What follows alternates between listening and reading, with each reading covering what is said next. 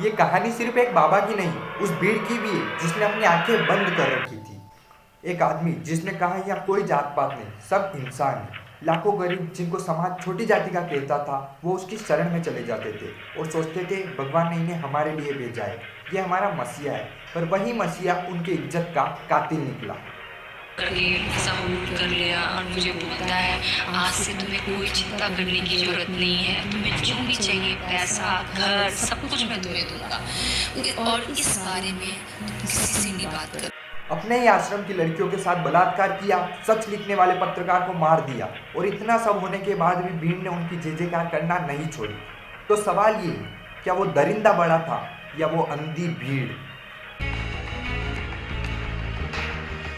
According to the latest reports, foreign followers of Dera went on a rampage across various parts of Haryana. नमस्ते मित्रों, नाम गुरमीत राम रहीम सिंह इंसान। राम रहीम सिर्फ एक बाबा नहीं था, वो गाने गाता था, फिल्में बनाता था और गाड़ियों के काफिलों में घूमता था।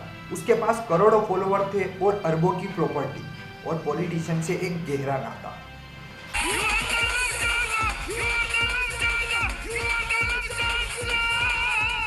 लोग कहते थे ये तो संत है, भगवान का रूप है, लेकिन सच हमेशा स्टेज पे नहीं, वो पर्दे के पीछे छुपा हुआ रहता है। अरे भी बहुत बड़ा दिन है, तुम्हें बाबा जी ने बुलाया, बाबा जी ने बुलाया। धन्यवाद सद्गुरु, तेरे ही आसरा। तेरे तन मन पर मेरा अधिकार है, तो मैं तेरे को पवित्र कर रहा हूँ। क्या कर रहे हैं आप? छोड़िए मुझे। साल 2002 राम रहीम को एक आश्रम डेरा सच्चा सौदा का मुखिया बना दिया जाता है। एक ऐसा आश्रम जहाँ लाखों लोग जुड़े हुए थे, खास करके वे लोग जिन्हें समाज छोटी जाति कहकर पुकारता है, क्योंकि वहाँ जाति का भेदभाव नहीं था। डेरा सच्चा सौदे का संदेश साफ था, यहाँ हम सब इंसान हैं। जैसे मेरा नाम ओम आंजना है तो मेरे उसमें से आंजना हटा के बस ओम इंसान लग जाएगा। इसी वजह से उस आश्रम में दलित और पिछड़े वर्ग के लोग अधिक संख्या में शरण लेते थे। लेकिन एक दिन उसी आश्रम से एक चिट्ठी बाहर आई। उसमें लिखा था, यहाँ गुरु नहीं दरिंदे रहते हैं, हमारे साथ गलत हो रहा है। और ये आवाज़ और किसी की नहीं, उसी आश्रम की कुछ लड़कियों की थी। जब सीबीआई ने इस टॉपिक पर जांच करना शुरू की तो बहुत सालों बाद 2017 में कोर्ट का फैसला आया। राम रहीम एक बहुत बड़ा रेपिस्ट है, उसने बहुत सारी लड़कियों के साथ रेप किया है। बाबा जी आपसे कुछ बात करना चाहते हैं, तो मेरे को लगा कि शायद मुझे कुछ बताना चाहते होंगे जो इन लोगों के सामने नहीं बताना चाहते हैं। तो मैं अंदर गई बेडरूम में। जब मैं अंदर गई बेडरूम में तो उस इंसान ने इस कदर मेरे को टच किया। एक गुमनाम चिट्ठी ने डेरा सच्चा सौदा की दीवारों को हिला दिया था और इस सच को सबसे पहले उजागर किया एक निडर पत्रकार रामचंद्र छत्रपति ने। पर इस सच को छापने की कीमत उन्हें अपनी जान देकर चुकानी पड़ी। नवंबर 2002 में उन्हें अपने ही घर के बाहर मार दिया गया।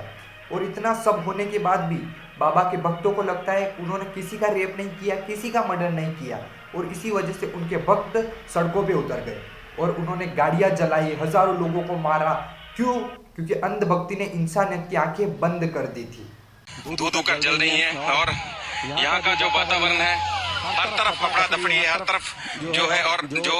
लेकिन ये सिर्फ एक बाबा की कहानी नहीं थी, उस भीड़ की भी थी जिसने सच देखना ही नहीं चाहा। और मित्रों, ये तो बस शुरुआत थी। आगे जांच में सामने आया कि आश्रम में मर्दों को नपुंसक बनाया जा रहा है।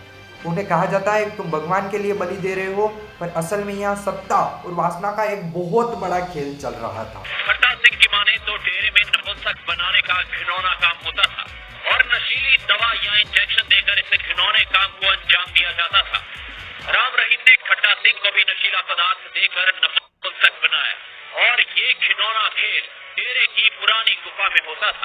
इतना बड़ा सच सामने आने के बाद भी लोग बाबा की आरती उतार रहे थे, उनके पैर छू रहे थे। तो अब गलती किसकी है, बाबा की या फिर उन जैसे लोगों की?